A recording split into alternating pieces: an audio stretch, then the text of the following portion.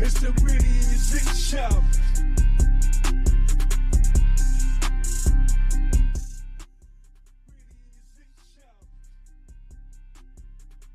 Reedie Zee Monday Command.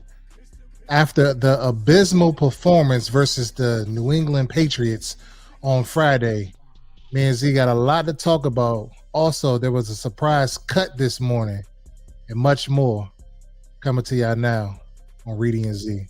It's the Reedie Zee Show.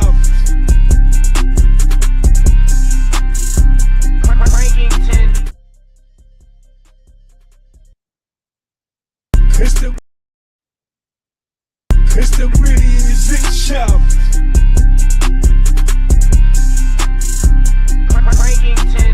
Reedie Zee Show.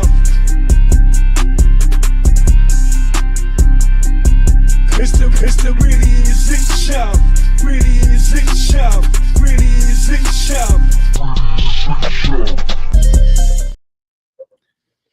I'm not sure what was going on with that button, but I was pressing it. But what's up, y'all? We out here today, Reedie Zee going on for the Monday Command, and we're gonna get right into it. No introduction needed. Breaking news today: our Washington Commanders had some roster moves going on, and one of the main moves of today, our guy Dominique Hampton, 5th round pick from last year, was released. Surprise cut. It kind of fits that mold. And what our guy Reedie was talking about the other day with Luke McCaffrey.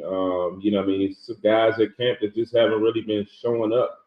I definitely expected going into camp, expected Hampton to be, one of the guys to step up this year, especially with the injuries that we had last year. And speaking with him and Jordan McGee. So it was definitely a surprise to see him cut this morning. But, as we talked about it, you got to show up. You got to show up in practice. You got to show up in games. And from a lot of reports that, Hampton didn't play so well on Friday. I didn't get I watched the game in full, but I didn't get the pinpoint on what he did right or wrong. But definitely that's been the news out today. So, just this morning when you rolled over or woke up and saw that notification come through, Reedie, how did that, what was your first thoughts? So when I rolled over and I saw I was already woke when I saw the notification come through. But when I seen the notification come through and it said 5th round pick was cut, I said, damn, I just said a couple days ago that Luke McCaffrey wasn't showing me anything. And the internet went on fire about me saying that. And the regime came back and cut another guy that was in that draft, chosen just a few picks later. So that told me right then and there. That nobody's safe. As it should be. If you don't perform, you don't do your job, you don't show up to the party. Hey, we're trying to win. Like, that's what we're trying to do here, people. We want to win. Like, this ain't about, keep my favorite player on the roster because I like him. I love his personality. I love it too.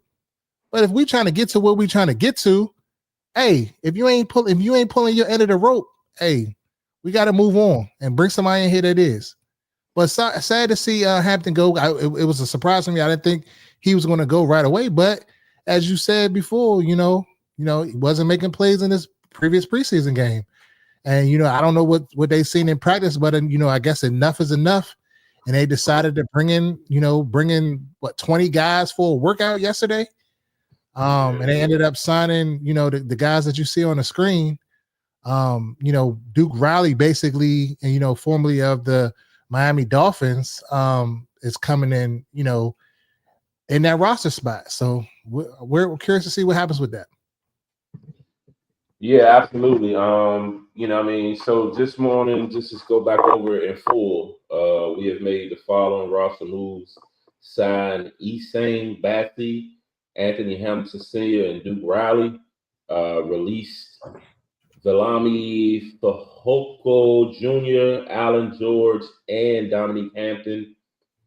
Place Lucas Wing and Kevon Seymour on reserve injured list. Lucas was the tackle we just signed about a week ago, actually. He came from the Chiefs. He had a stint with the Chiefs. And we brought him in, and in the first game, he tore his ACL. So he's done for the season. So he's been placed on IR. But yeah, definitely with the Hampton situation, Coach Quinn was asked about it, and pretty much he had this to say. They asked him pretty much what was about the team decision if it's to release Hampton, and he said if it's not going to fit, we'd rather give him a chance to go see if he could do something somewhere else. Sometimes it's a little easier now than later. Big words from Coach DQ on that matter. And, just like, we stated, like Reedie said, at the end of the day, man, you got to perform. This is the NFL. And you say all the time, what have you done for me lately? So, if guys got to take advantage of these reps, take advantage of these opportunities, and, get out there and do their thing. So, again, surprising to see Hampton released this morning, but it's a part of the game, unfortunately. And just to real quick, if you are tuning in, make sure you like, share, and subscribe at Reedie Zee on all platforms. All platforms. I'm gonna tap in with the comments as well, see if we got anything so far. All right, cool. So on the IG side, we have why no one talks about how AP didn't resign any members of last year's roster that produced besides B-Wags and Ertz.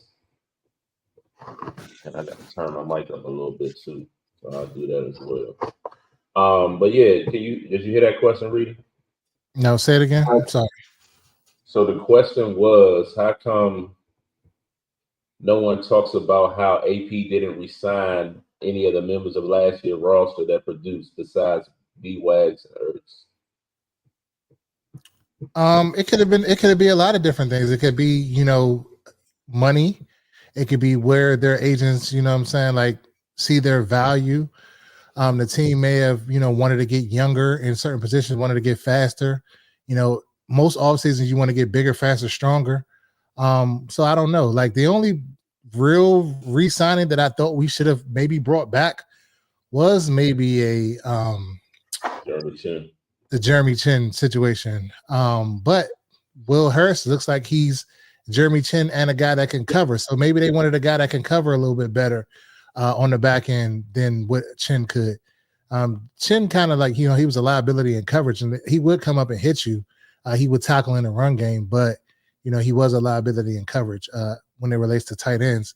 So you go out and you bring in a K. Madrano, you bring in a Will Harris, you bring in a Jonathan Jones that could also play that safety position to kind of shore that up a little bit. So that may have been the reason why some of those guys weren't re-signed. But in my opinion, I think that was probably the quality, the only quality guy that we should have brought back.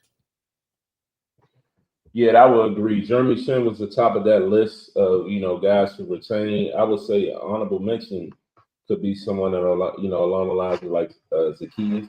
It felt like last year he finished kind of strong with us.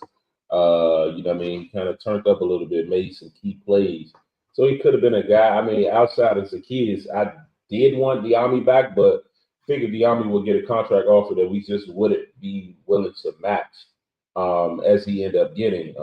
So that's how that worked out. But outside of that, there wasn't really many guys that I desired to retain. But there was also, a report that came out, a tweet that came out and was saying, well, what about Jordan McGee? Is this a sign for him to, step it up and do what he need to do out there, or is he another potential cut? Because he, yet again, he's having injury issues and kind of hard staying out on the field. But I don't know. I mean, I like Jordan McGee as I did Hampton. I don't necessarily see them cutting both unless they feel there's someone else out there on the open market that'll make it more interesting. What I mean? And even when they asked Dan Quinn about, Duke Riley and, things of nature, what I mean? You're getting a vet, a guy that's been around.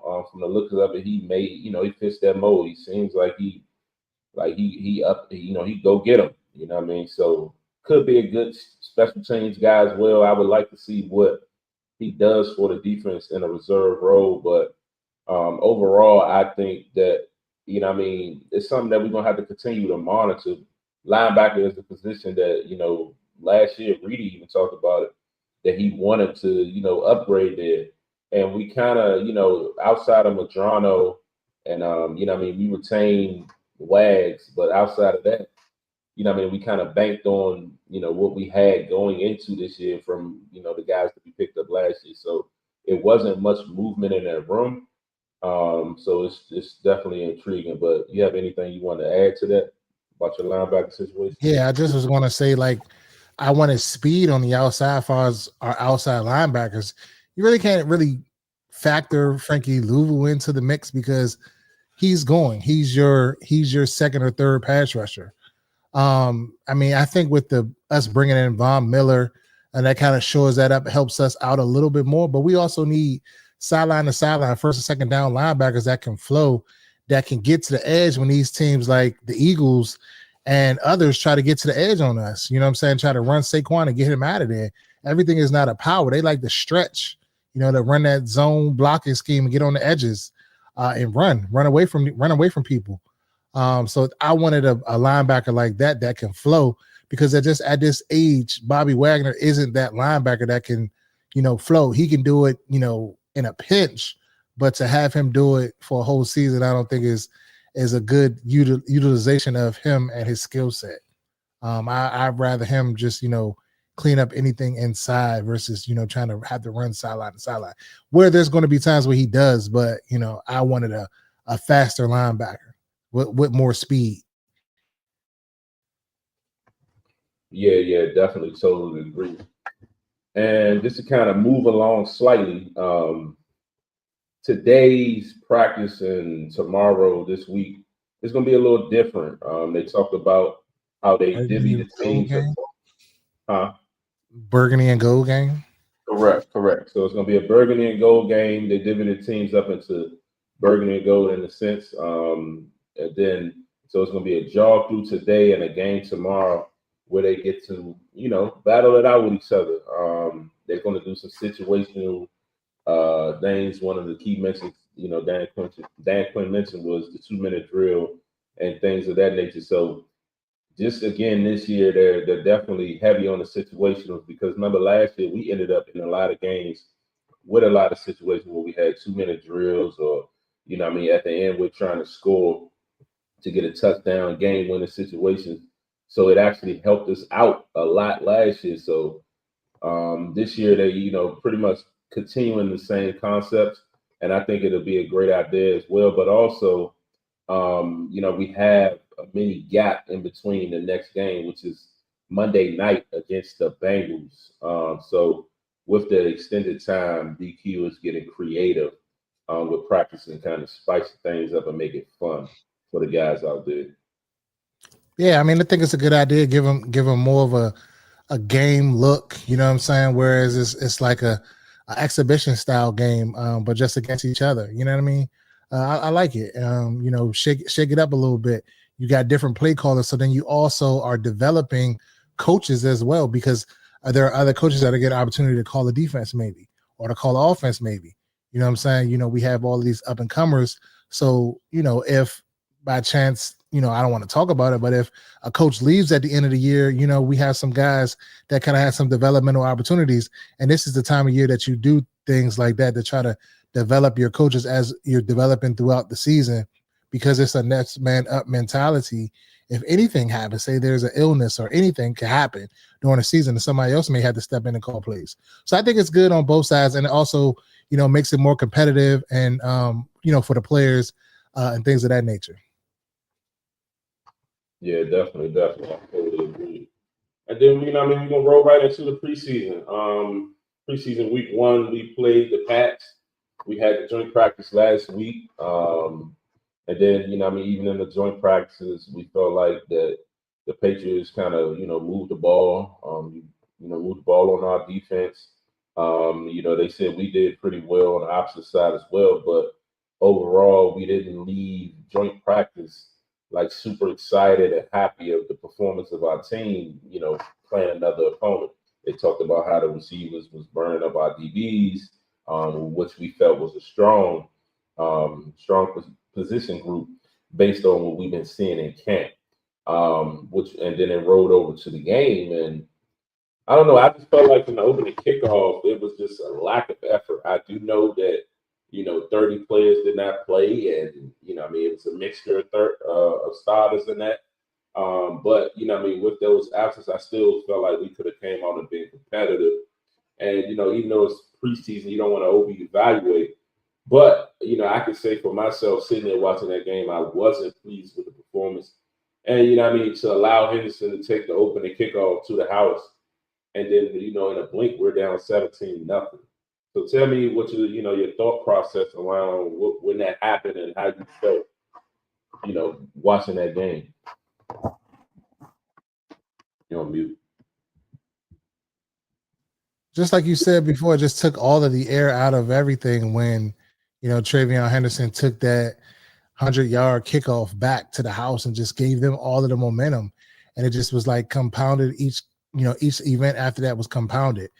Too many penalties all across the board. And special team is a staple that we pride ourselves on being a good team has a good special teams unit. Okay, I understand we didn't have 30-something players, 30 players didn't play, but just your competitive level, your compete level has to just be a little bit better. Yeah, they were playing starters, but you're in the National Football League. You're trying to make a roster. So they gave them every opportunity to show them something on film, and it was an evaluation. I think Dan Quinn and company weren't necessarily trying to win this preseason game. They were just trying to get out of it. Like, what can they put on film to see who can help them? So I think it was a good strategy on their part, but I just think some players just didn't show up to the party. And it showed. And they made whatever moves that they made because of that. So yeah, that's just my thoughts on the game as a whole. I thought we seen some good things and we seen a lot of bad things. Couple bright spots.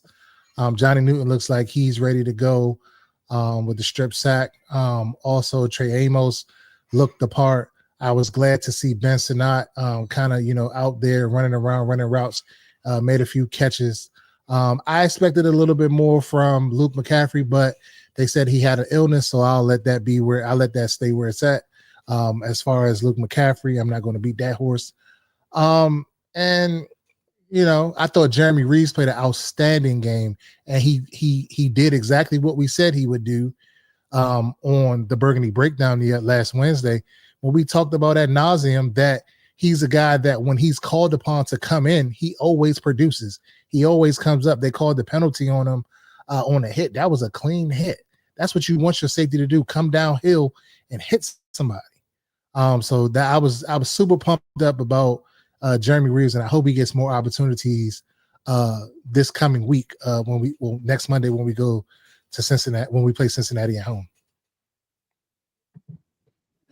Yeah, absolutely. Jeremy Reeves definitely was out there setting the tone, flying all over the field. Was excited to see him on the defensive side and not only just special teams because, we talk about a lot, especially early on in his career. When called upon, he steps in and he does a great job, in the safety spot. It definitely was, it seemed like, a lackadaisical game. The offense had its struggles. We didn't record a first down until the third possession, which that ended in a Sam Palmer interception. Even after Johnny Newton got the sack fumble, and what was Jacob Martin ended up picking up, Matt Gay came back and went wide left and missed the field goal. So missed opportunities there, and that definitely hurt. Outside of that, I feel like, Sam Hartman as a whole, he just struggled the entire game. He ended up only having 18 yards before throwing when he threw his first interception. And he just didn't seem to be able to get that rhythm. Now, he did have a couple of good throws. He had some drops in there, which goes back to talk about this wide receiver room that we continue to mention. And then I'm just going to reiterate it. Like, Reedie Zee has been on record since, I would say, the early off season, talking about this wide receiver room. This is even before we got Debo. Then once we got Debo, everybody's so excited and felt like we're so settled in that group, and I feel like it's still not enough. Whenever Terry gets his deal and is back, if that's the case, because there's been a lot of reports that it could truly go down to the wire, and then you put Terry in a situation. Do you go as far as sitting out the entire year? So it's a lot of options that's on the table with that. So it's no guarantee that Terry's going to play without a deal. So of course, the Terry situation, Noah Brown has been injured. Luke McCaffrey hasn't really, in my opinion, stepped up to the plate. KJ Osborne, he had a drop in the preseason game on Friday. He hasn't, I feel like he hasn't really produced or brought anything to this team thus far. Chris Moore had a drop. I'm talking about a bomb. He could have had another situation where this guy's dropping passes. Ja'Cory Brooks, he got in the mix. He had 5 catches. He did pretty okay. I would like to see him on like some deeper routes and kind of see what he gives us there. But the intermediates, he did his thing. In reference to who's the other receiver, you saw a little flash with Tate Martin. Am I missing anybody in the receiver room? I feel nobody really worth mentioning besides Ja'Cory Brooks. I thought he gave you what they asked him to do. He went out there and did. It wasn't the go up top, the your digs and your posts and your bombs, your fades. But he did. He worked with what they asked him to do. So that was encouraging that he caught the football. He showed some of his ability. So I'm looking forward to how he can stack that. From what I saw out at practice yesterday, he looked the part. Juan Gotti was out at practice and he reported that Ja'Cory Brooks was looking good yesterday at practice. So I'm encouraged by that, and I'm just encouraged that he just keeps continuously stacking days on today's. But some of those other guys that you aforementioned need to step up, i.e. KJ Osborne, Michael Gallup, no shows. That's what Michael Gallup. I didn't mention Michael Gallup. That was one of the ones. He didn't give us anything either. And Ja'Cory Brooks. Jacoby Jones. He was the one that kept going to touchdown. Was it where 6, right? Number 10. Zay Martin was 6. Touchdown. That's Zay Martin. Nah, number 10 is touchdown was number 10, Jacoby Jones. Jacoby Jones. Okay, yeah. So based off of what we saw thus far throughout training camp and who we think we're possibly going to sign, slim pickings at the wide receiver position, wide receiver position, and then all of the media that cover our team has been saying, the same things that Reedie's been saying about the same players that need to step up, and none of them have been saying, "Oh, it's year 2 of whatever," since they got drafted. So I'm just leaving that there too. But I'm not really going to talk about the player because they say I'm hating on him, and I don't want to say like I'm hating on the man. So I'm just going to leave it at that, and we'll see. We'll see in this next coming preseason game. But if we see the same thing, like at what point do we, be critical of a player that's not producing? Like, this is a results business. I'm just being honest. It's a results business. If you ain't, giving no results, just like at your regular job, if you're not performing, then they're going to bring somebody in here that can, and they're not going to care, and nobody's going to say they're hating. So it is what it is. Yeah, definitely. And I mean, we talked about it the other day. Would you consider signing a guy like Amari Cooper? We've talked about this on the show a few times. Just a couple weeks ago, we talked about the Keenan Allen, his availability that was out there, but he ended up getting snagged up by the Chargers. And from what I'm hearing, he started out looking great. There was a report that came out that said he's looking solid in camp thus far, and he's only been there less than a week. Outside of that, you have the next notable name would be Amari Cooper. He had his stint with the Bills. It wasn't what it was early on with the Browns or where he was with Dallas. And there was a report that came out that he wanted to retire, or that he did retire. That actually was fake news. But and I think a guy like Amari Cooper, you should take a look at. I mean, he's better than a lot of guys. I know a lot of people are big on Noah Brown. My gripe with Noah Brown is the injuries, and I feel like last year he had some drops.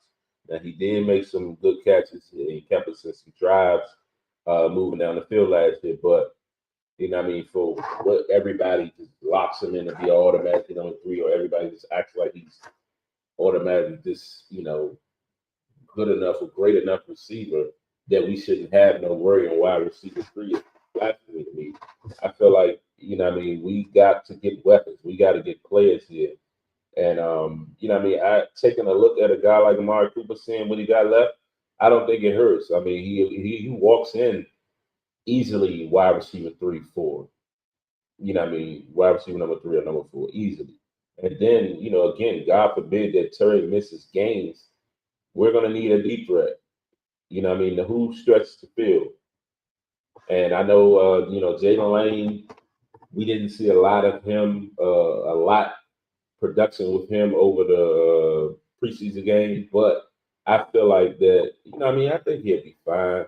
They're saying that he's looking great in practice. He had, the times that we was there, he looked pretty good. So I think he will be fine, but also he's one of the shorter guys. So you will have to rely on his speed for separation and, a lot of things like that. So I feel like we need something in that room, somebody that's going to step up and own the spot. And right now, I think it's just a bunch of possibilities or fill-ins that, and guys are just there in a sense. And I know Reedie and Juan Gotti, on the Burgundy breakdown, they praised Michael Gallup, that he's going to be this or be that. And it's like, where is Mr. Gallup?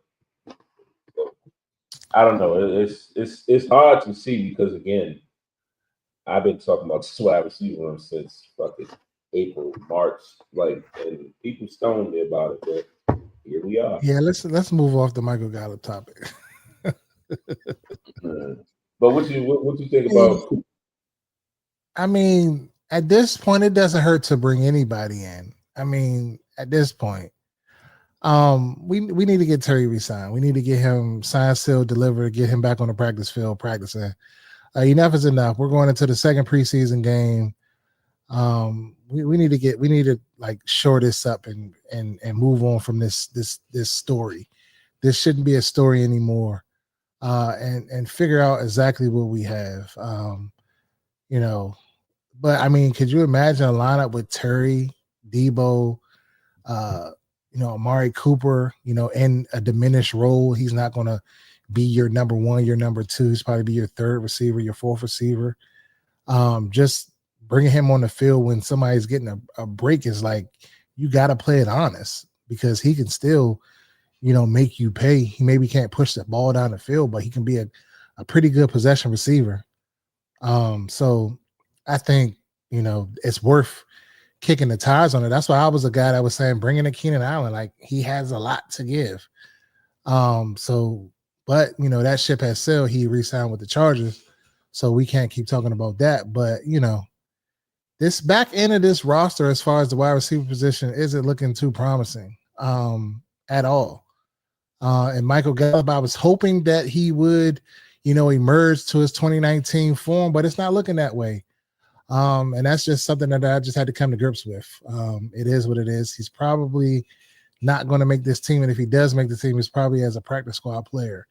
Probably going to get cut. I see one of the younger guys that are the back tier of the roster, Ja'Cory Brooks, Jacoby Jones, somebody like that, probably being higher than him, and a KJ Osborne. I kind of like took the internet bait when I saw the workouts and stuff, but what Reedie say all the time, everybody looks good in shorts and t-shirt. So I didn't follow my own program that I'm always prescribing to, and it's showing. Just hopefully you guys, this guy Luke McCaffrey, finally it clicks for him, and he's what all of this fan base thinks he's going to be, and this and that. That's all I can say about that. Hopefully, but right now it's not looking too good behind Terry, Debo, and probably Mr. Brown. But we don't know. He's dealing with another injury at the moment, right? So yeah, the depth there isn't really, But I guess they said JD5 can do it by himself. He doesn't necessarily need a cast of characters to push us over the top. So I'm here for it. Yeah, and I'm on record. With or without Terry, we should sign Cooper. Because like I said, we need weapons. Period. I don't see an issue with a situation with it's Terry, Debo, or Cooper, and then Noah Brown. Or Noah Brown and Cooper. However you want to do the 3-4. But in a sense, we just need another body there. We need somebody that. That's going to give us something, that's going to create some separation, that's going to can make a short catch. That's, that's going to catch the ball. We saw drops. We watched the practice when they were running damn near 9 routes the whole practice, and guys were just dropping passes left and right. As we saw Friday, there was some drops. And when Josh Johnson got in the game, the offense did flow a little better. He was hitting his check downs. He was hitting his intermediate routes. He took some deep shots. He had a deep throw to tight end. What was his name? Forget his name. It was Emmanuel. No, Lawrence Kager was his name. He caught the longest play of the game for a 33-yarder. A guy that I had no clue about. Never heard his name prior to that. And it just, I don't know, man. We got to do something. Otherwise, this is, like you said, we're just going to be trying to bank on Jaden again to win us all these games, and I'm not a big fan of that. And we're on record talking about that too. So we'll see. But outside of that, the defense, the rush defense, we gave up 156 yards on 31 carries. The special teams gave up 187 return yards in just 3 returns. Of course, the 100-yard touchdown by Henderson. Gibby had like a 60-yarder. Then another guy probably had some around like 20-something. So, again, 187 return yards on just 3 returns. That definitely is a recipe for disaster. Would like to see the special teams be shored up. And before we move along to the stock up and stock down, I'm not going to say who. What's your thought on Matt Gay? How you feel about that? So here's the thing. I feel like it's eerie similar to last season in the preseason. I feel like they put all of their stock in one guy, and the circumstances were different. Obviously, with McManus, he had the sexual assault situation, so obviously they go and cut him. Then you bring in guys that may have not been to the caliber of person that they thought McManus was. Same thing with Gay. We knew that his longer field goals were a problem for him. He was kind of like shored up from anything under what I believe he missed a 49-yarder. That's what he missed in the game. The 49-yarder, then he came back and hit what was it 38 something, 38-yarder. So that's what we've been seeing with him. But I do think that there should be some type of competition just to kind of push him a little bit. In camp, because camp could be monotonous for a kicker. You're the only kicker. It's no pressure on you. Like it's pressure on other position groups. It's pressure on the receivers. It's pressure on the DBs. It's pressure on the linebackers. It's pressure on the offensive line. For those spots, you don't have no pressure. You're a specialist, and you're just there. So I believe that competition breeds dogs. So the more competition, the more the dog comes out, and as a competitive standpoint. So I think there should be another kicker or two brought in. Dan Quinn and he said in a press conference that that's not the way that they're looking to go. So it is what it is. That's my head coach. I'll take his word for it. He sees more than what I see, based off of the little clips that we see or what we see when we went out at practice. So we just gotta go with it. But he did also allude that it was a valid point, a valid question that the fan base as well as the reporters wanted to know about that as it relates to competition. So we'll see. The jury's out on it. We'll see. We got 2 more preseason games, basically a month to go. So hopefully he can get it under control. And I don't know, maybe it's one of those things where we're going to do what we did last year, where we're going to go for it a lot on 4th down, so we won't be in those long situations where we got to kick field goals. So maybe it's like they're like he's money from under this distance, and analytics is telling them that this is the way to go. So maybe that's what they're thinking. I don't know, but we will see. Yeah, that's a good point. It's something I didn't really think about as far as I definitely knew that we're going to reiterate and come back and be aggressive on 3rd and 4th downs. But I didn't think that probably was the reason why they signed a guy that's more so sure within 50 yards. I think they were saying he had only missed 1 or 2 field goals last year inside of 50 or some shit like that. It was a very low number. But outside of the 50 is where we got a little tricky for him. So it's definitely, I'm a competition guy too as well. I would love to see somebody, a young guy, kind of come in and apply some pressure towards him. Shit, you just had was the guy from Jacksonville, that kicker hit a 70-yarder over the weekend, and it's like I think somebody texted immediately, was like, man, the Commanders need to find a way to trade for this guy. But I don't know. I would like to see our kicker situation shored up, but as Reedie attested to, in Dan Quinn, I trust, and hopefully that he's evaluating this at the same, with the same urgency that we feel, and hopefully he knows what he's talking about. But overall, I think it is something to monitor because we can't move forward, especially deeper in the season, with an unsure kicker or playing musical chairs in that position. It could be a disaster. So moving along to stock up, stock down. Let's see. Starting out with number 1, quarterback Sam Hartman. I believe that his stock is down. Hartman had a rough game the other day.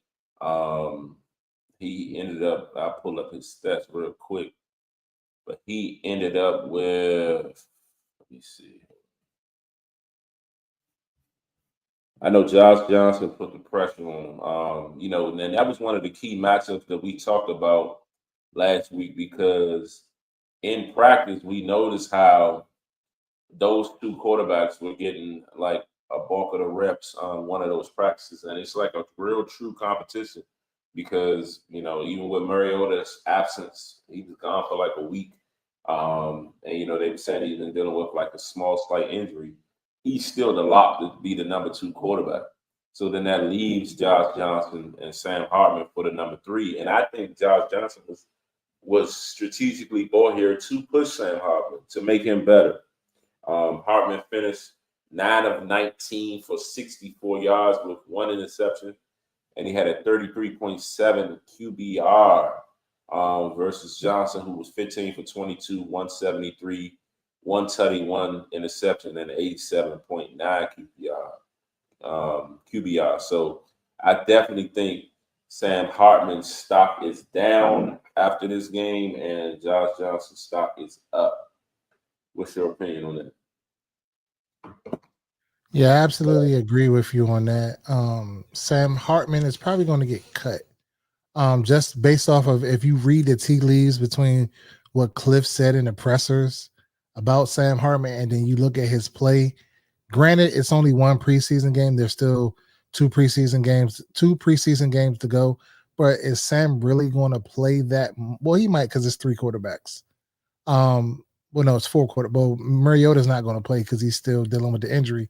So Sam may see more time this week. But I pretty much think they're going to go to Jaden, to Josh Johnson, and then Sam is going to get the leftovers to see this coming week against the Bengals. So if I had to, take a third quarterback now, based off of what my eyes tell me, it's Josh Johnson is better than Sam Hartman. Sam Hartman probably gets cut. Maybe they bring him back on the practice squad. Maybe they don't. But we'll see. His stock is definitely down for me, and Johnson is definitely up. I feel like Johnson gives you kind of that mold of quarterback that we kind of have. Sam Hartman kind of runs a little bit, but I just feel like all of our quarterbacks are similar. So like there's no drop off there's a drop off, but there's really no drop off as far as ability, what you're calling in the play, in the huddle and stuff like that. They all can do the same things. They all can get out in space. They all can move around. They can scramble and stuff like that. So that's what I'm saying about as far as that. Obviously, there's levels to game and what they do, but they're similar in what they can do. Agreed. And the next one up, Ja'Cory Crosby-Merritt. I would say that his stock remains the same. Huh? Let me go first. All right, go ahead. So Reedie has been very critical of Bill Ja'Cory Crosby-Merritt and saying that I needed to see more. And I was happy to see, some of those little cuts in the phone booth and stuff like that. And I haven't been critical, like I think he's a bad player, because I don't think he's a bad player. But I just don't want to get my hopes up and get my heart broken. So that's why I kind of like haven't been on the JCM train. I kind of been like, okay, taking a wait and see kind of roll or whatever with it. But I'm starting to lean towards him. And I can kind of see it, like the writing is on the wall. Like the fan base is kind of ready to crown him as the next starter of this team. And I was like, nah, B-Rob this, B-Rob that. But just like looking at the internet and looking at what everybody's saying about him, it's like, it seems like everybody is sold at right now. Yeah, a lot of people are definitely sold right now. And just to kind of go back over the stats, he only had 7 carries for 24 yards. Longest run was a 9-yarder.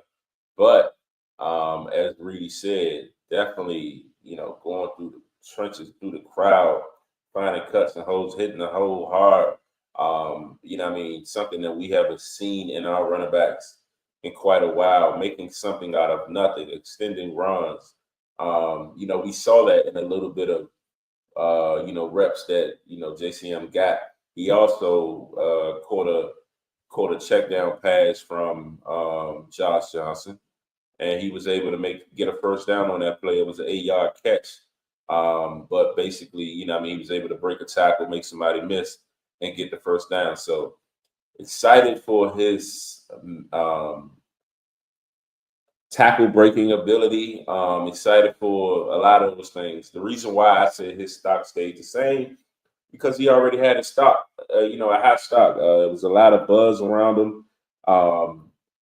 And I feel like that as long as he continues through that path and get more reps, he'll show us more. So, with the limited opportunities that he had, his stock remains the same for me. But I will say that he's definitely still trending in the right direction.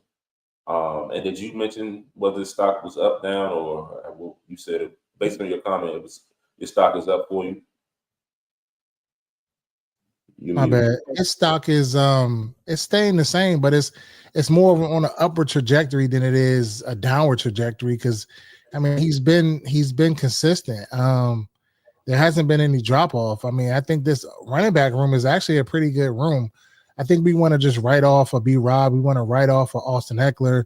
You know, we want to just say McNichols and C Rod can't get it done anymore. But I think they're all pushing each other and they all bring something different to the table. So if I had to keep three right now, obviously would be B Rob, you know, obviously Austin Eckler, and then Bill, and then I would keep McNichols and then C Rod in that order. If you had to bring some people back on the practice squad. And I also think that there will be guys that will clear waivers and be able to be brought back on the practice squad. So I don't think that that's going to be an issue. But we have to also see what else is out there because there might be another better back that is released that we can also bring in here. Yeah. Ja'Cory Brooks. His stock has raised maybe 1 point with me. He did all of the right. So he started camp, you know, all world, caught 2 touchdowns. He's just looking good the first couple of days of camp. And then then the fans get out there and we see drop here, drop there, just inconsistencies. But he was open and he was getting targeted by JD5. But just his consistency in catching the football, you know, which is your number one priority as a wide receiver. That's why you're a wide receiver to catch the football. Kind of like was iffy with Reedie. But then, you know, when he went out and he did what he was supposed to do. Didn't do nothing extraordinary, but he did what he was supposed to do. He came down with the football. He made the plays that he was supposed to make. And that's all you can ask for guys, just to make the plays that he's supposed to make. Do your job. Don't try to do nobody else's job. Do your job. You know, that's a Bill Belichick mantra. Do your job. So he did that. So I think his stock has risen a little bit, but not too much. I think he's still kind of there. He's still in the mix. He's not like, you know, on a bubble as of yet. He's still in the mix of he's probably going to make this roster. Yeah, and I think that as far as Mr. Brooks, I think his stock slightly rose too because he was actually able to do it against another opponent. Even though despite, you know, the talks of the drops and some of the setbacks that he had after having such a fire start to training camp, he's still pushing through and he's still been able to make plays. In the joint practice, he had the one-handed touchdown. And then in this game, he ended up with, I believe it was 5 catches. Yeah, he had 5 catches, 59 yards. And it was 5 targets. So he caught every target. His longest catch was 16 yards. So, you know, I mean, I definitely think his stock is on the rise because he was able to put it on tape against another opponent. Johnny Newton. I think Johnny Newton's stock his stock is getting where it's supposed to be. You know what I mean? 2nd round pick from last year who's projected to potentially, you know, they were saying he was a 1st round talent, battled with some injuries and came back, you know, and did pretty well last year. You know what I mean? Especially when John Allen went down, Newton was able to see more time. So I think that Newton will be fine. I was happy to see him, you know, out there in the mix and, you know, energized, putting pressure on the quarterback. You know, it was a stunt that he was able to get around on and caused the sack fumble, and Jacob Martin recovered. So, you know, definitely feel that Newton's stock, it rose, but it rose to the point of where it's supposed to be. And I think that with continued reps and, you know what I mean, continued opportunities that he shall show that he'll, you know, he was worth what we picked him up in the 2nd round. A lot of people within an organization, and I was listening to B. Mitch the other day, just kind of praised Newton that, you know what I mean, even though, you know, he fought hard, it's hard fighting through those injuries last year, like that he dealt with last year. So to kind of be fresh and get that fresh start, expecting big things from him.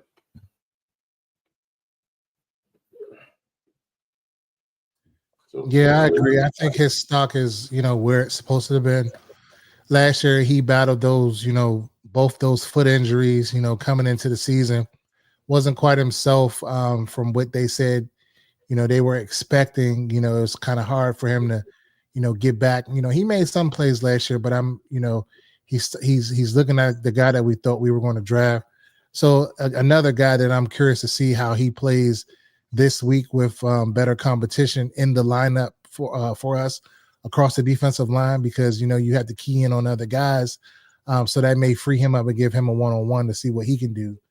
In his one-on-one battles, with everybody, with most of the starters, probably going to play a quarter or more. We don't know yet. We'll see. And then also curious to see what he does in the joint practice as well, because he gets some valuable reps at that as well.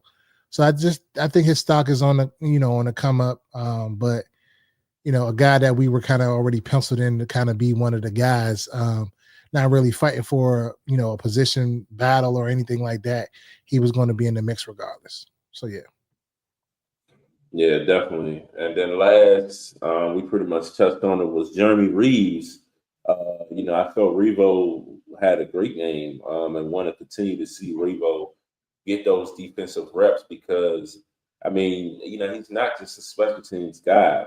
Revo can come in and make plays on the defense. He doesn't even have to be an every down guy with, the rotation that we have, but give him opportunities to go make plays, because he's just one of those guys. He got a knack for making plays and making things happen, and he's going to bring the energy. He's going to set the tone, and it's only he can only bring excitement and positivity to your defense. So I would say his stock is on the rise as well. What you got, Reed? Yeah, I already gave my point on Revo. He's a guy, a selfless player, a good special teams player. Like I said, he always is, when he's called upon to get in the defensive lineup, he comes in and he makes plays. Regardless of the situation, regardless of anything, he makes plays. And I've been saying I don't understand why he doesn't get more bump on the defensive side of the ball. So I'm very happy to see him finally getting his due, and hopefully that he gets more time on the defensive side of the ball this season, and as we move in further within the preseason. Yeah, agreed. And I would say, if I had to throw out an honorable mention, I'm gonna say Mr. Felton. My man Felton, Demetric Felton, running back, had 6 carries, 42 yards. His longest run was 28. I know it was later on in the game, but I felt like he ran with purpose. He's the running back out of Memphis. Well, no, he was born in Memphis. He went to UCLA. 2021 6th-round pick by the Cleveland Browns. So I feel like he ran hard. I feel like I said, he ran with purpose, and he had some good vision going on. So if he continues to have games the way he played, he could end up being a practice squad guy, or even pushing for the bottom of the depth chart in their RB room. Any honorable mentions for you? How you feel about Felton or anything? Nah, not too many honorable mentions for me. Abysmal showing in this last preseason game, but it's a preseason game, so not much taking much away from it. I'm not really upset about it. It happens. I just wish guys would have took their opportunities, to try to run with and try to get on this roster, but they didn't. We saw one of the guys that people were high on got cut. So, they're not playing and they showed last year that, if you're not hacking it, you're going to be up out of here. So there's going to be another surprise cut or two before we get down to this 53 that people are not going to expect. And and the fan base is going to be like, oh, well, why did you cut him? I'm telling you, it's going to happen. I'm telling you, mark my word. And it might be your favorite player. I'm not going to say no names, but it might be your favorite player. Yeah, it's always surprise cuts every year, or surprise trade or something. So I know one of these guys is going to, when you see the situation, you're like, whoa. But what were your thoughts? Let me ask you this: what were your thoughts on Dan Quinn to Josh Johnson about, they received several offers, to trade him. Like what do you feel about that? And Josh Johnson basically said, like, if it's not nowhere that I can go compete to be the starter, then I want to stay here. You know what I'm saying? What's your thoughts about that? I mean, his comment as far as like, if it ain't this, then leave me here. It's a testament to what we're doing here as an organization about guys just wanting to be here, similar to and be a part of what we're building, similar to how, like what Cliff said, like it's going to take something extremely amazing to get me to leave this situation, Jaden Daniels and this coach staff, this organization for what we got going. So I mean, it just sprinkles down to the players as well. So I'm happy to hear Josh Johnson say something of that nature, but I mean, to hear that they've been getting offers for him, and I mean, they didn't really make no movement on it. It's an testament to they really like him and they brought him here for a reason. And again, like we talked about, Sam Hartman could be on the chopping block. I mean, I know he's a fan favorite. I always say he's the most popular third-string quarterback ever. Like, people love Sam Hartman, and I think this team love him too. But with performances as he put out, and struggling in the practice, and you got your offensive coordinator walking in the room talking about your mistakes in press conferences, I mean, it's not looking great. So, shout out to the journeyman. I mean, he's 34, 35, 36, something like that, and he's still showing up, pushing competition, and making a name for himself. So, hey, I like Josh Johnson. I liked him the last time we had him, and I feel like he's a solid backup. I mean, he's not a guy that you want to come in and be a starter, but he can definitely give you some good reps and keep you in some, key moments. So I'm happy to hear that. Yeah, without further ado, we just want to thank all of y'all for, stopping in on this episode of Monday Command. Please follow us on all social media platforms at Reedie Zee. Also, follow us over at the Burgundy Breakdown with our guy Juan Gotti talking sports, as well as John from the Ballin' and Burgundy podcast.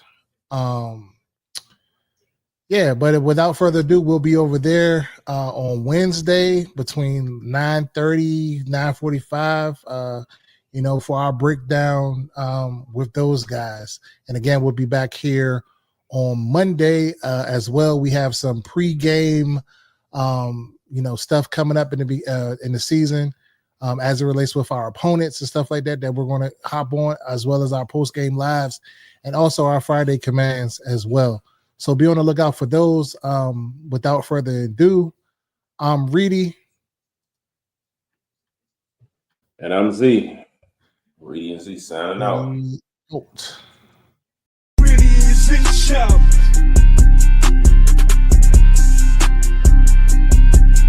It's the Reedie Zee shout.